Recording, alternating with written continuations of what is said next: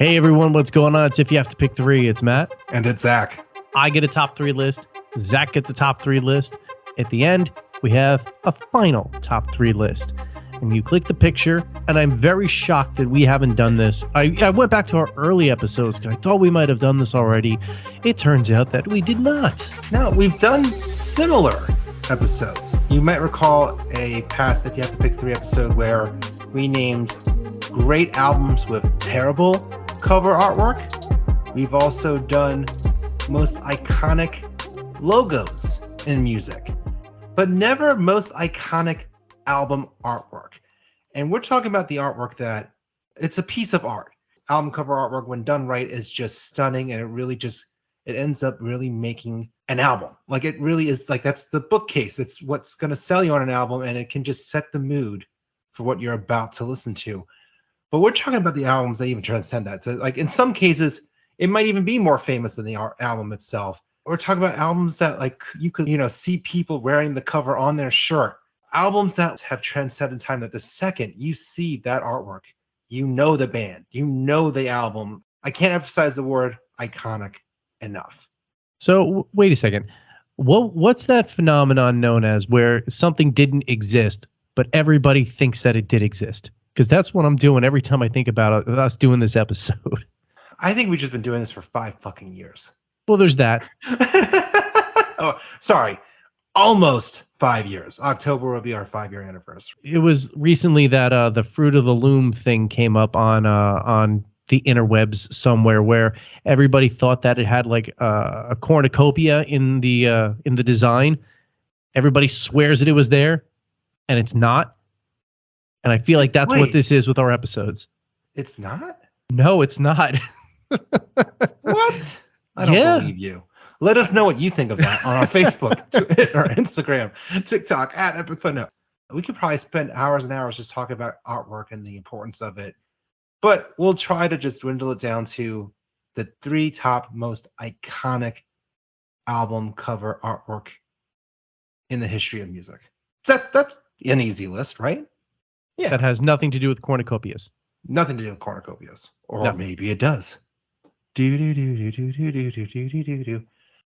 Sometimes we try to have fun and like add a stipulation, or we put like a genre or a limit to it. No, just of all genres, all decades, all time, top 5. No. Well, no, top 3. You get an extra point if you can tell me in the comments where that's from. So Matt, with that said, I will let you go first. But first, massive thank you to Lucky 13 Beard Co. All time top 5 beard oils, for me at least, come from Lucky 13 Beard Co. They are probably one of the best places to get your beard balms and oils from. They smell amazing. They're going to leave you feeling epic. And we even have our own beard oil through them. It is the Lemmy. It smells of bourbon, tobacco, cola, and leather. All things that Lemmy from Motorhead was all about. And if you've never given any a try, this is the absolute perfect time to do it, because it is the best company to do it with. And they're giving you 10% off in conjunction with us. All you got to do is put something in your cart. It could be absolutely anything. The code EFP10 at checkout. You're going to get 10% off of your entire order. EFP10 at checkout. Lucky 13, the number, beardco.com. And, dare I say, and, toot our own horn, but speaking of pretty cool artwork, we actually have some pretty cool artwork that appears on t-shirts, hoodies, coffee mugs, and hats, and even stickers. Go to our Linktree page where you find a link to our merch site, and you can buy those merch. You can support us so we can keep doing podcasts like this, as well as just, spread the word amongst your friends about how, oh, you like this cool design t-shirt? I actually do listen to this podcast that this logo represents. You should check it out too. A little spiel right there, I know. But Matt, without further ado, tell us, the world is waiting. What are the 3 most iconic pieces of album artwork in your opinion? All right. No pressure or anything. No pressure, damn it. But here we go. Number 1. I would say that this album, because of the lack of artwork, makes it probably one of the most iconic albums of all time. You could even say, in the theory of color, that it is the encompassment of all colors. And because it is everything, it is everywhere, all the time, what nonsense am I rambling about? I promise you, you know the album. I promise you, you know the cover. I promise you, you have that friend that loves this album and knows every little stitch of every little thing about every single song on this album. It is none other than the White Album from the Beatles. Pause for 1 second. You're telling me, without skipping too far ahead, out of all the Beatles albums and out of all the iconic pieces of artwork, you're choosing the White Album? I'm choosing the White Album. From the Beatles, I should clarify. Yes, from the Beatles. Please explain. Not only is it one of the best-selling albums of all time, which means that a lot of people happen to know about this album. Also, there are a slew of iconic songs that come off of it that you hear probably day in and day out if you listen to the radio at all. You probably have them on your Spotify playlist. You have them on your Apple Music playlist. You might have a whole playlist around the Beatles, and you hear them every day. And all it is a white little square, and you know exactly what album you're listening to. I would even go so far as to say that they influenced other bands in the future to make just color-based albums. I'm looking at Metallica, the Black Album, Jay-Z, the Gray Album. I'm going with Weezer, the Blue Album, the Green Album, even though they had the band on there on the cover.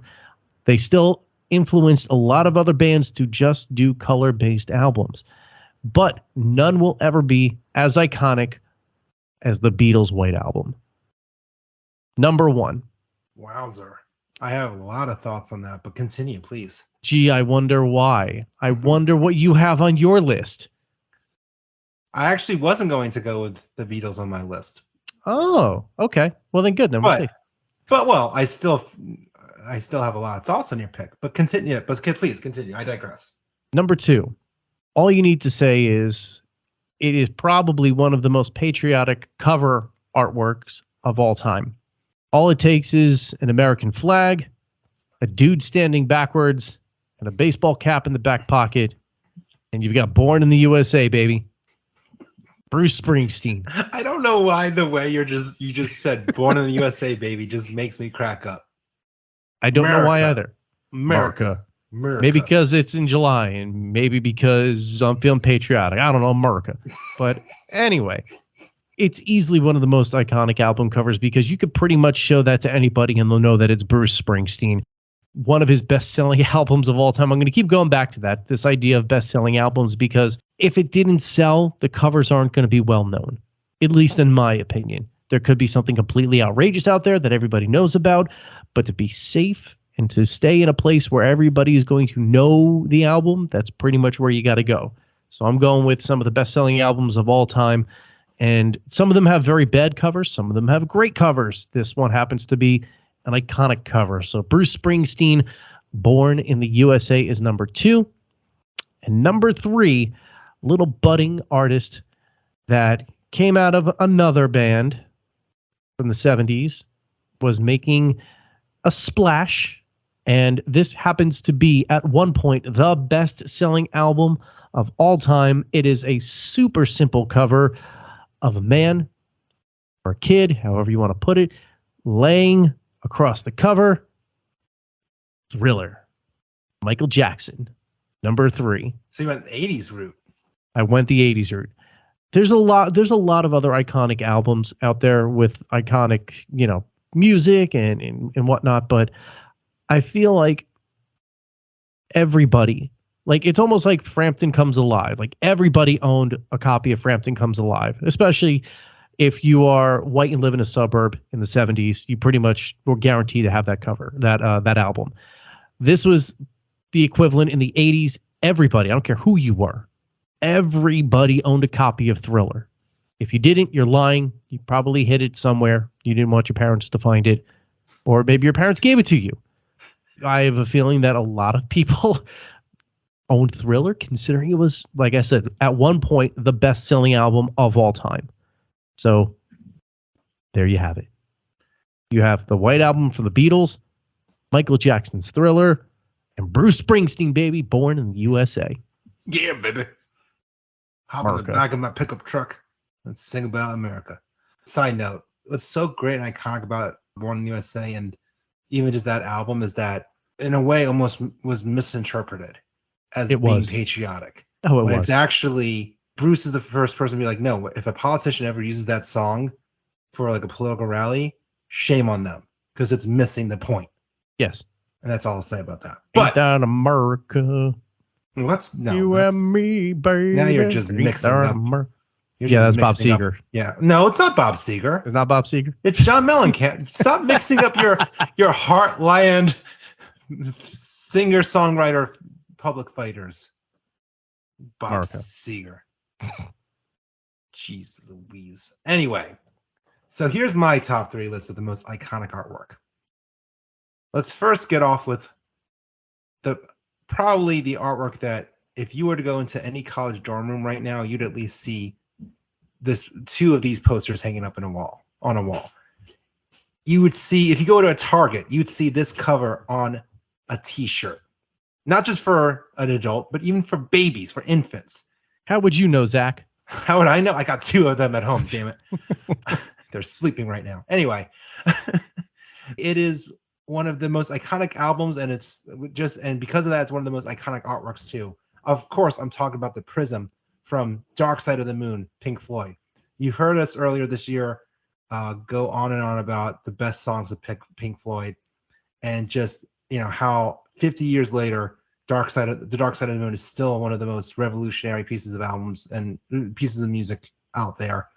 But that artwork in general, it's especially for Pink Floyd at the time, it's so simple and, dare I say, even classy, but it just speaks volumes. And the second you see that black background with the little rainbow prism and just the splash of color, it's iconic. I talk about the simplicity. That's what the band was going for at the time. It just stands out. It's so simple, yet still just, you see it. It's a blast. Yes, I feel like that has to be my first pick, is The Dark Side of the Moon, Pink Floyd. The second pick goes into Andy Warhol territory. Now, one of the most iconic artists in pop art, so many iconic pieces of artwork from him, but in the 70s, he really helped blend that pop art style with music, with a lot of different bands. But I think the best example of this is the Velvet Underground and Nico, with that iconic banana cover. And it's one of those albums that you probably know the artwork better than you do the album itself. You've probably seen that piece of artwork more than you've actually heard a song off of that album. Sorry, Lou Reed fans. I know there's a lot of diehard Lou Reed fans who are probably literally trying to track me down, and they probably are also defending Lulu as we speak. But it's just one of those, you see it and it almost best captures what New York alternative rock is, in a sense. The quirkiness, the innuendos with it. 9 out of 10 people probably know that artwork better than they do the actual music. So I feel like that has to be my second pick. Velvet Underground and Nico, aka the Warhol Banana. I'm giving it that nickname. The third pick is probably one of the biggest game-changing albums of the 90s. And it's also one of the most controversial album covers. Not only at the time did it really turn a lot of heads, but even today it's causing a lot of controversy, in that the star, I guess you can say, of this cover even tried to sue the surviving members of this band for forcing him as a child to be in the cover. Of course, it's done. Yeah, well, yeah, there you go. I think at this point, everyone knows what I'm talking about. Nirvana's Nevermind. And the iconic image of the infant swimming naked in the water, chasing a dollar bill on a fishing rod. That alone is just such a powerful statement if you think about it. If you're looking at the history, there was definitely a lot of back and forth of what they were trying to do originally, and the label pushing back. And that was the only cover that they could compromise with. And even then, the label was like, "Oh, can we try to find an alternative, or can we put a sticker on it?" And Kurt Cobain, I guess, famously was like, "The only compromise I'll make with this cover is that you need to put a sticker over the baby's penis that says, if you're offended by this, then you're probably a closet pedophiler." So clearly label's like, well, we're not going to do that. So here it is. It's often replicated, or it's often seen as often imitated, never duplicated. That's true. It's millions of tributes. Even the individual who was the baby in that photo, who, you know, when he grew up, even he recreated it for a magazine feature. Okay, hang on. Before we go any further, like I said before, he's a fucking hypocrite. Yes. You're gonna go remake the album cover and then sue the band, and the thing is tattooed on him. Yeah, like we all even Dave money. Grohl was like, the only comment he ever made about the lawsuit was like, "Well, I'm not the one who has a tattoo of the cover on myself." Right? Like, yeah, it's hypocrite. Get out of here. An iconic album with an equally iconic cover. Best way to say it. And there we go. So there you go. To recap: Dark Side of the Moon, Pink Floyd; Velvet Underground and Nico, aka Warhol Banana; and Nevermind by Nirvana. Boom. So Matt. Well, first, let me do proposed 2 albums just for the final round. Okay. I'll give you Bruce Springsteen, Born in the U.S.A. Born in the U.S.A. I don't know why I'm singing. It is an iconic. Again, don't sing. You don't have the rights for this. Come on. They're going to tear us down. Born in the U.S.A. But we also, then that means you have to give me Dark Side of the Moon, Pink Floyd. I guess it's an iconic cover. You guess. I'm a fan of the Wall. Anyway. Or all in all, we're just bricks in the wall. You hate that. Don't start quoting that now, Mr. Why would I hate that song? You've always said that song's overplayed. Hey, we're getting into a different topic. Listen to a past episode of songs we think are overplayed on the radio to see what I mean. Anyway. See what I did there? Cross promotion, baby. Yeah, no, you got me to cross promote it. Anyway. There you go. So sidetrack. And this is why I was like, I made a point to speak up even before you shared the rest of your list. And why I'm taken aback by your Beatles pick. I loved the White Album. It's one of my favorites. But I have a hard time saying, I honestly thought we were going to be battling it out over Abbey Road or Sgt. Pepper's. And that's exactly what I thought you were going to say. Let me also make a point here. I was actually very close to having Abbey Road as my 3rd pick instead of Nevermind. And that was going to be exactly why I did the White Album, because I knew you were going to have Abbey Road on here somewhere. However, I still stand by the White Album because there are not many albums throughout the course of history that have such a profound impact on music and have nothing on the cover to make a statement about the album. The lack of a statement is the statement. But so here's the one argument I would make for Abbey Road over that. I'm not ruling out White Album, and by the way, we've done a past episode, if you have to pick 3, where we named the best songs off of Abbey Road because that album is so phenomenal and iconic. Just for the record, we're not saying one album is better than the other because Abbey Road is just a legendary album. Go listen to that episode. It's great. But the thing I have to lean on toward more so than Sgt. Pepper's even, because that's an iconic album cover, is literally that cover has become a tourist attraction in London. Not only can you like walk by people with like a silhouette of the Abbey Road cover on their shirts, but literally when you go visit that spot like Abbey Road in London, people literally replicate that cover. It's like a fun thing to do. Like I'm sure if you looked at like a tourist guide, like, so go see Big Ben, go to Parliament, and then go to this street and recreate the Abbey Road cover. Like, yeah, I'm going to do that in August. It's a phenomenon. So exactly. See, you're even going to recreate it when you go visit London, which I just found out about. Right. But we're talking about iconic album covers, not tourist attractions. What's more iconic than music transcending music and becoming part of the pop culture zeitgeist? Did I say that right? I don't care. Zeitgeist. Whatever. Let me know how I pronounce it wrong on Facebook, Twitter, Instagram, TikTok at Epic Footnote, and see if I care. So I would say that you encounter the White Album every day when you're looking at a plain piece of paper. When you're looking at a cloud. White It is it is the embodiment of everything. That's insinuating that people started using white pieces of paper to draw on because John Lennon decided to make an album cover white. This is very true. You haven't read that in the Beatles book? You're saying that Staples has based their business model because of the album cover. That they started selling white pieces of paper because of that. The CEO was a huge Beatles fan. Come on. Everybody knows this. You're just the worst. By the worst, you mean the best, then I'll say thank you. Oh my goodness, you're such a gaslighter. Anyway, now you're just making me more and more feeling like I want to just revolt and say no, Abbey Road. Well, I was going to give you Nevermind. Give me Nevermind. If you go to music stores, you will still see that album cover on somebody's wall somewhere. So, okay, you'll give me Nevermind Nirvana. Yes. I'll give you The Baby in the Water. And also give us your criticism on Instagram, TikTok, Twitter. And don't forget the brand new Threads. Oh, I forgot about Threads. I forgot to promote the Threads. We're on Threads.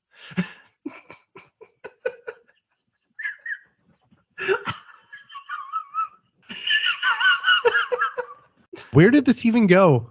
To the Threads. All right, so it sounds like we have our final friend. I would think so. The Baby in the Water. Who's suing the band for putting him in the water. AKA Nirvana's Nevermind. Yeah, that's if you want to be, official. Nirvana's Nevermind. Pink Floyd's Dark Side of the Moon. And Bruce Springsteen's Born in the U.S.A. America, baby. America, baby. That's our final list. Are you wondering where the hell this episode went? Do you agree with our list? Are we forgetting an iconic album artwork? We only had 3. Do you think Appetite for Destruction by Guns N' Roses should have been on that list? Are we missing something from the Rolling Stones? Are we missing something from Kiss, even, dare I say? Let us know on Facebook, Twitter, Instagram, TikTok, and now Threads at Epic Footnote. Also subscribe to our YouTube channel where you can hear a ton of weird episodes like this. YouTube channel at Epic Footnote 2. Really easy to remember everything. And thank you, Lucky 13 Beard Co. for putting up with us. Get on over to lucky13beardco.com. Make sure that you use the code EFP10 when you pick up some of their fine beard balms and oils, including our brand new Lemmy. If bourbon, tobacco, cola, and leather is your thing, the Lemmy is right up your alley. Fear not, though, if it is not, they have tons of other things that you're going to be able to find on there. Some of the most amazing scents, and I guarantee you some of the best feeling beard balms and oils on the internet today. Lucky13, the number beardco.com. Use the code EFP10 at checkout to get 10% off of your entire order. And as I mentioned, since you're hearing us talk about artwork, we have some pretty cool artwork ourselves that you can also get on t-shirts, coffee mugs, hoodies, hats, stickers. Go to our Linktree page that you can find a link to on any of our bios on social media. And it'll take you to a link where you can find our merch website. Buy some t-shirts and merch. Support us so we can keep doing podcasts like this, as well as so you can keep spreading the word amongst your friends and let them know, yeah, I don't just like this cool design. I actually do listen to Matt and Zach go on and on and on about artwork. And you should listen to them too. Thanks so much for listening, and we hope you join us for another episode real soon. Ain't that America?